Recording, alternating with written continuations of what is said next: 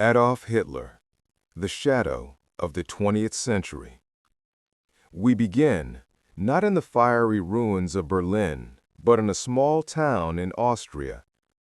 Adolf Hitler was born on April 20th, 1889, in Braunau am Inn, a place that would forever be linked to the genesis of mass terror. His childhood was marked by a domineering, quick-tempered father, Alois, and a sickly, doting mother, Clara. This early environment, filled with unfulfilled artistic dreams and deep-seated resentments, was the unseen forge where the future dictator was shaped. As a young man, the story takes us to the vibrant yet deeply stratified city of Vienna. Hitler failed miserably to gain entry into the Academy of Fine Arts, a rejection that he perhaps never truly recovered from. Instead of paintbrushes, he found himself absorbing the virulent, anti-Semitic and pan-Germanic ideologies circulating in the city's cheap boarding houses and coffee shops. Vienna did not just crush his artistic ambition, it poisoned his mind with the hatred and prejudice that would become the foundation of his political life. He was a nobody, a failed artist, drifting, yet nurturing a deep sense of victimhood and perceived racial superiority. The pivotal shift came with World War I. For the rootless Hitler, the war offered a sense of purpose, camaraderie, and belonging he had never experienced.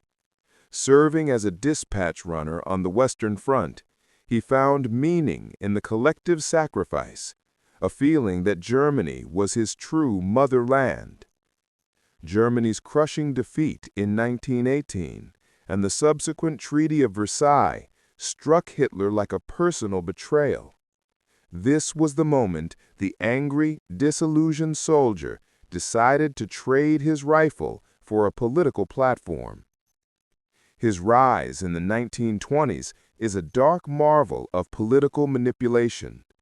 He joined the small German Workers' Party, quickly renamed the National Socialist German Workers' Party, or Nazi Party. He discovered his terrifying gift, an electrifying, hypnotic public speaking ability. He promised the shattered German nation two things: revenge for Versailles and restoration of German glory. His failed beer hall putsch in 1923 led to his brief imprisonment, where he wrote Mein Kampf, a terrifying blueprint for his future dictatorship and mass murder, often dismissed by the world as the rantings of a madman. The Great Depression was Hitler's accelerator. As democracy failed, millions turned to the extremist promises of the Nazis. In January 1933, Adolf Hitler was appointed Chancellor of Germany. The transformation from democracy to totalitarian dictatorship was frighteningly swift, marked by the Reichstag fire, the Enabling Act, and the crushing of all opposition. The Führer principle made him the supreme judge and commander. Then came the years of triumph, the rearmament, the withdrawal from the League of Nations, the remilitarization of the Rhineland, and the annexation of Austria, Anschluss. The world watched, paralyzed. Finally, the insatiable hunger for Lebensraum, living space, led to the invasion of Poland in September 1939, igniting World War II. The early years of the war saw Hitler at his peak. France fell, Britain was cornered, but his hubris soon took over. The disastrous invasion of the Soviet Union, Operation Barbarossa, and the declaration of war on the United States sealed his fate. As the war raged, the chilling reality of his ideology was implemented: the Holocaust, the systematic, state-sponsored persecution and murder of approximately 6 million Jews and millions of others deemed undesirable. This was the unparalleled central crime of his regime. The final descent was a study in paranoia and delusion. The tide turned after Stalingrad.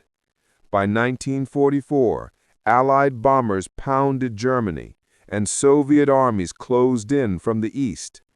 Hitler retreated to the subterranean bunker, the Führerbunker, in Berlin.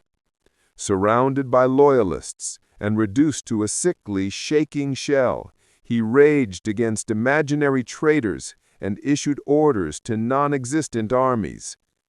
As the Soviet artillery roared directly above, his world collapsed. After marrying his longtime mistress, Eva Braun, Adolf Hitler committed suicide on April 30, 1945, swallowing a cyanide capsule and shooting himself, ensuring his escape from justice. His body was immediately burned by his staff outside the bunker, an unceremonious, desperate end for a man who had craved eternal glory.